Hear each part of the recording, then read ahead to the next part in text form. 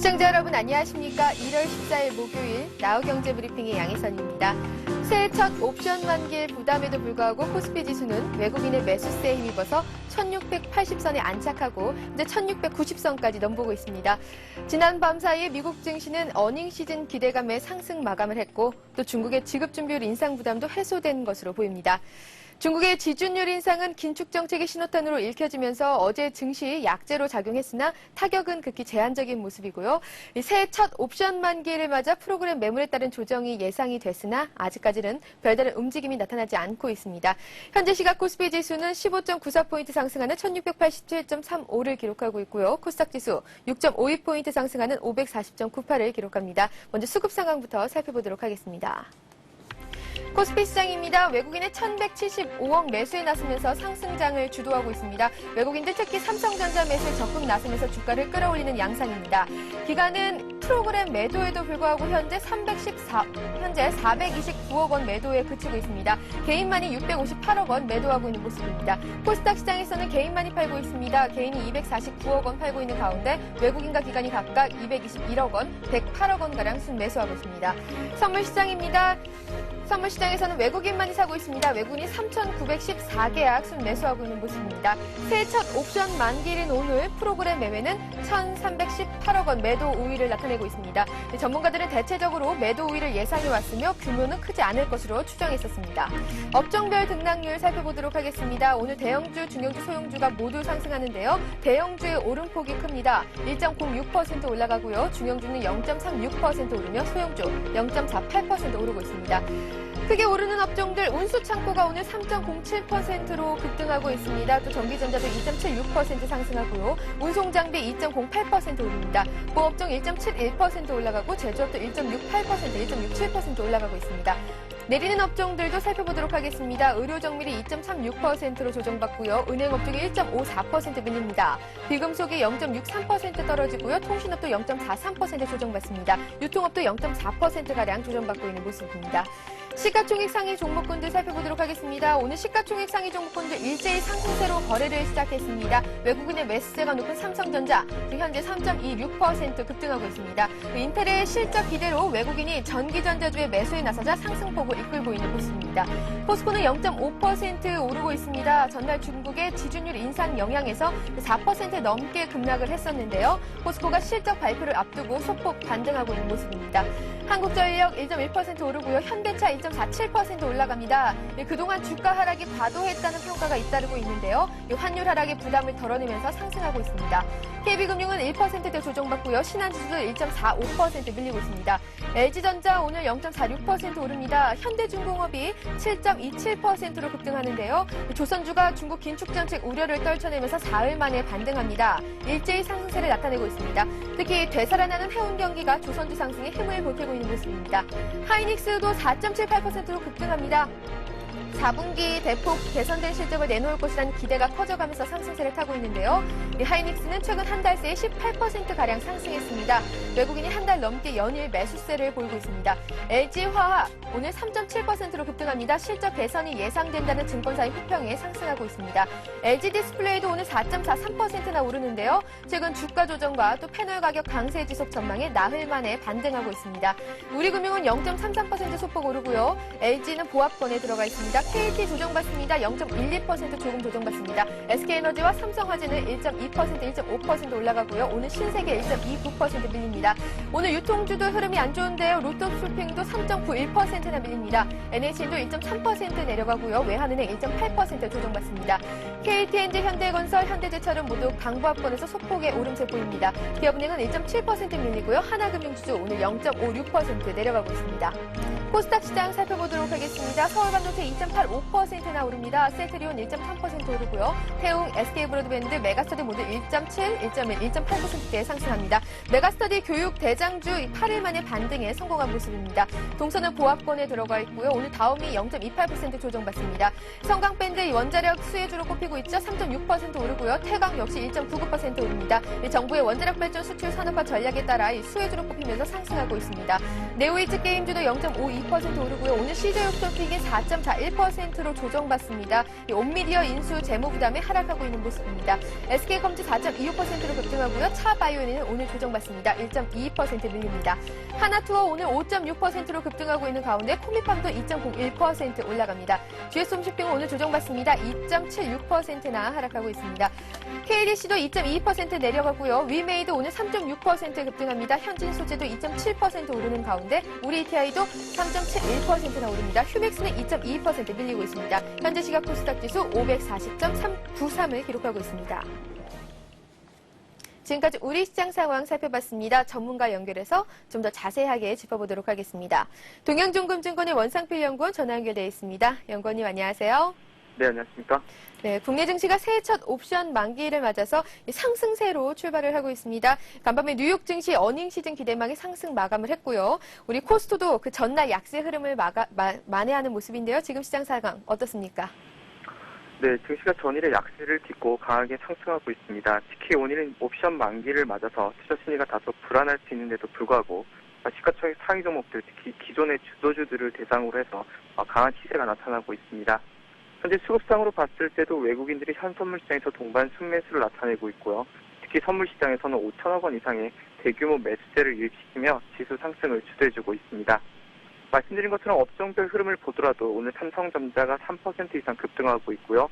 자동차와 금융주 등 기존의 주도주들이 다 지금 시세의 중심에 서 있는 모습입니다. 오늘 증권주들이 상승하면서 투자 심리도 개선을 반영해주고 있는데요. 결국 코스피 지수는 다시 한번 1700선 돌파 시도를 지연할 것으로 보고 있습니다. 네, 현재 외국인의 순매수가 1,200원이 넘으면서 중시는 일단 순항하는 듯 보이는데요. 하지만 오늘 옵션 만기를 맞아서 이 장 막판에 변동성이 있지 않을까 하는 우려도 생깁니다. 오후장은 어떻게 전망하시는지요? 투자 전략도 세워주시죠. 네, 일단 오늘 옵션 만기에 따른 부담은 매우 미미할 것으로 보고 있습니다. 거래세의 공모펀드 거래세 부과로 현재 차익거래 시장 자체가 극히 위축되어 있고요. 따라서 최근 수개월간 차익거래 규모 자체의 증가폭이 미미한 상황입니다.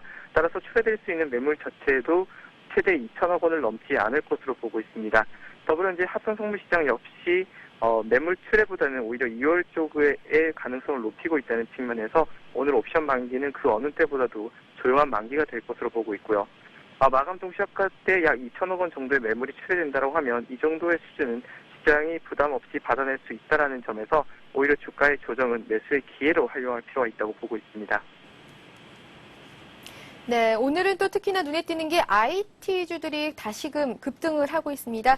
어제도 IT 비중 늘리라고 말씀을 해주셨는데요. 상승 추세 여전히 살아있는 것으로 봐도 좋은지요?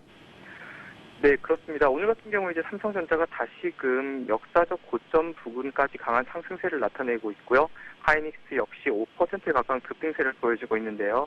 이런 IT주들의 강세는 결국 시장의 추세가 여전히 살아있다는 점을 반영해주고 있습니다. 특히 오늘 같은 경우에는 외국인들의 매수세도 재차 IT 업종에 집중되고 있다는 측면에서 이번 미국 4분기 어닝 모멘텀이 국내 전기전자 업종의 또 다른 상승 동력으로 작용할 것으로 보고 있습니다. 더불어 국내 IT 섹터 같은 경우에는 영업이익의 계속적인 상향 조정이 이루어지고 있고요.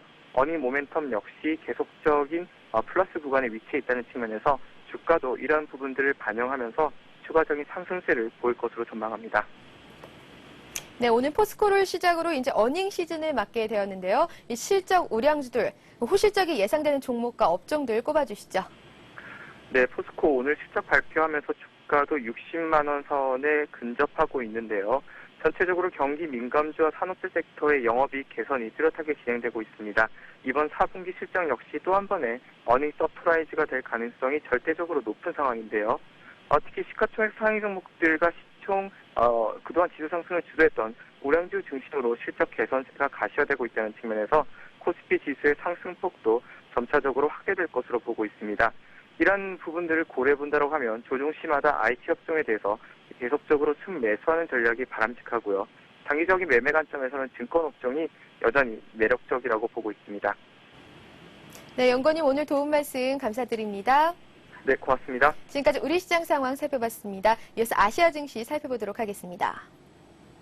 일본 니케이 지수 오전장 1.02% 오르며 마감했습니다. 중국 상해 종합지수만이 조정받습니다. 0.06% 하락하고 있습니다. 항생 지수는 0.58% 올라가고요. 홍콩 H 지수도 0.28% 따라 올라갑니다. 대만 지수도 0.76% 오릅니다. 베트남 지수 오늘 1.33% 상승하고요. 싱가포르 지수도 0.79% 오르며 호주 지수도 0.73% 올라갑니다. 중국 상해 종합지수를 제외한 아시아 증시 일제히 상승하고 있습니다. 이 전문가 연결해서 좀 더 자세하게 짚어보도록 하겠습니다. 리딩투자증권의 우성재 연구원 전화 연결되어 있습니다. 연구원님 안녕하세요. 네, 안녕하세요. 네, 현재 중국 증시 이 긴축에 대한 우려뿐만 아니라 기업 공개 증가에 따른 물량 부담과 또 부동산 규제에 대한 이 악재가 많이 노출되어 있는 상황입니다. 하지만 출발은 상승하며 출발했지만 현재 하락하고 있는데요. 지금 시장 상황 자세하게 전해주시죠. 예, 지금 방금 말씀하신 것처럼 지금 시장에서의 악재들이 크게 계속적으로 나오는 모습 속에서 상하이 종합주가지수 약세로 전환되는 모습입니다. 상하이 종합주가지수 장 초반 3,183포인트대 시작을 하면서 장중 3,200선을 돌파 시도하는 모습도 보여주었지만 결국은 3,200선의 눌림목에 의해서 지금 계속적인 약세를 보여주고 있습니다. 현재 상하이 종합주가지수는 3,169.40포인트 0.1% 하락한 모습을 보여주고 있는데요. 결국 이러한 흐름을 보여주고는 있지만 시장이 크게 밀리지는 않을 것으로 보여지고 있습니다. 지금 중국 같은 경우 지준율 인상으로 인해서 모건 스탠리에서 은행주에 대한 매도 의견을 내놨었는데요. 모건 스탠리는 중국 중앙은행이 예금 준비율을 0.5% 인상한 것으로 인해서 통화 완화 정책의 새로운 국면으로 전환하기 위한 시작 단계라는 언급을 했었습니다. 이것과 함께 은행주에 대해서 매도 의견을 제시하고 보험주에 관련해서는 매수 의견을 제시하는 모습이었는데요.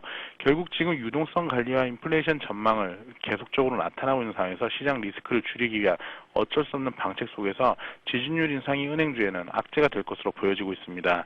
지금 UBS 같은 경우 향후 2, 3개월간 완만한 긴축 정책이 예상된다는 이야기를 내놓고 있습니다. 지난해 1분기 수출 규모가 적었었고 가공무역에 대한 원재료 수입이 크게 늘어난 점으로 인해서 소비자 물가 지수가 급등할 수 있기 때문에 지금 이러한 부분에 따른 시장에서의 우려감이 나오는 상황에서 크게 긴축 정책을 내놓기보다는 지준율 인상이라는 완만한 긴축 정책이 나오고 있는 만큼 꾸준한 이러한 정책 속에서 시장에 큰 충격을 주지는 않을 것으로 예측을 했습니다.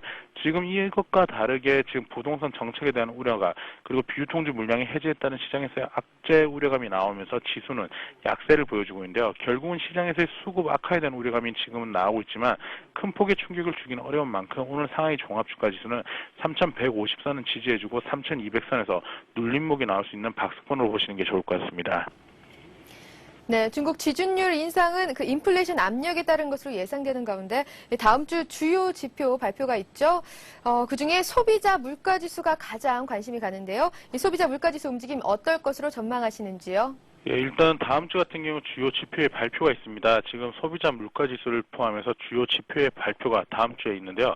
지금 2009년도 4분기 경제지표 발표에 따른 시장에서의 부담감은 나오고 있지만 계속적인 악재로 적용되지는 않을 것 같습니다.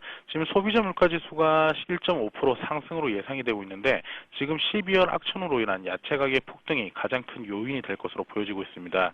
또한 지금 계절성 요인에 따른 것이기 때문에 시장에서의 계속적인 인플레이션 압력이 커지지는 않을 것이라는 언급이 나오고 있는 만큼 시장에서의 계속적인 인플레이션 압력은 증가할 것은 아닐 것으로 예측되고 있습니다. 결국 인플레이션 압력에 대한 시기 상조에 대한 이야기가 나오고 있는 만큼 계속적인 중국 정부에서 통화 긴축 정책을 내놓기보다는 통화 긴축 정책보다는 완만한 시장에서의 흐름을 계속적으로 지켜볼 확률이 높다고 보시는 게 좋을 것 같습니다. 지금 2009년도 12월 소비자 물가지수가 전년 동기 대비 1.4에서 1.6%로 예상을 하고 있는 만큼 완만한 수준에서 시장에서의 예상치를 부합하는 수준이기 때문에 만약 시장 예상치만 부합해준다고 하면 크게 하락할 여건은 없다라고 보시는 게 좋을 것 같습니다. 결국 지금 소비자 물가지수가 안정적인 흐름세를 이어져 나갈 경우 또 다른 통화 긴축 정책보다는 관망세가 더욱 커질 수 있기 때문에 시장에서 큰 악재가 되지는 않을 확률이 높을 것 같습니다. 네, 일본 증시도 한번 살펴보도록 하겠습니다. 일본 증시 기계장비 수주 증가 소식에 오전장 상승하며 마감을 했는데요. 일본 증시 상황 지금 자세히 전해주시죠. 예, 일본 같은 경우 지금 오전장 상승 마감했습니다. 시장에서의 악재들이 크게 나오지 않는 상황에서 결국은 일본 같은 경우 반발 매수의 유익과 함께 상승 마감하는 모습이었는데요. 오전장 결국 1800포인트를 돌파하는 모습 보이면서 1.02% 상승한 1844포인트대 장 마감하는 모습이었습니다. 시장에서는 지금 계속적인 일본 경제에 대한 회복 기대감이 커지고 있는 만큼 시장이 계속적인 약세로 전환되지는 않을 것으로 보여지고 있는데요. 지금 일본에서 가장 요즘에 많이 나오고 있는 일본 항공, JAL에 대한 지금 갱생법이 어떻게 될지 여부가 촉각이 좀 곤두서고 있는 모습을 보여주고 있습니다. 현재 일본 항공 우선주를 보유하고 있는 기업들의 손실이 불가피할 것으로 예측되면서 이러한 관련 업종들에 대한 약세 우려감도 커지고 있는 상황인데요. 2년 전에 발행했던 우선주 약 1,500억 엔에 대해서 이 가치가 없어질 것으로 예측되고 있는 만큼 시장에서의 부담감은 커지고 있다고 보시면 좋을 것 같습니다. 하지만 지금 신용 매입 잔고가 4주 연속 증가하는 모습을 보이면서 꾸준한 매수세가 유입되고 있는 만큼 시장에 큰 급락은 없을 것으로 예측되고 있는데요. 결국 일본 니케이 지수는 1800선 내외의 혼주 장세를 보여주면서 지루한 행보 장세로 진입할 확률이 높은 만큼 시장에 대해서는 좀 행보로 보시는 게 좋을 것 같습니다.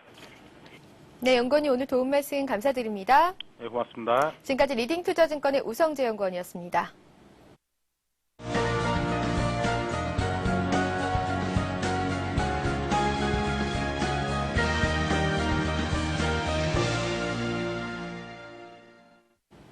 지난해 우리나라의 1인당 국민 총소득은 전년보다 2,000달러 줄어든 17,000달러 안팎으로 잠정 집계됐습니다.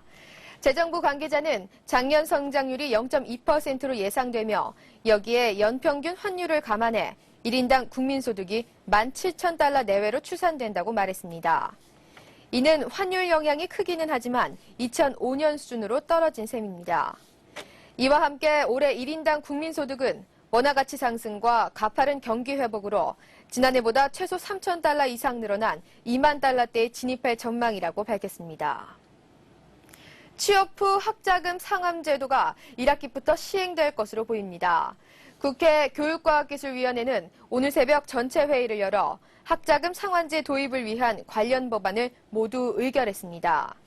국회는 오는 18일 본회의를 열어 관련법을 통과시킬 예정입니다. 법안은 학자금을 빌린 사람이 국민연금 소득 외에 다른 소득이 없을 경우 상환 의무를 면제해주도록 했습니다. 저소득층 학생을 위해선 정부가 매년 1,000억 원씩 무상 장학금을 지원하기로 했습니다. 쟁점이 됐던 등록금 상환제 도입 문제는 대학의 등록금 인상률이 물가 상승률의 1.5배를 넘지 못하도록 했습니다. 이에 따라 올 1학기부터 최대 100만 명에 이르는 대학생들이 취업 후 상환제를 이용해 학자금 대출을 받을 수 있게 됐습니다. 공기업과 금융기관의 취업이 올해도 어려울 것으로 보입니다.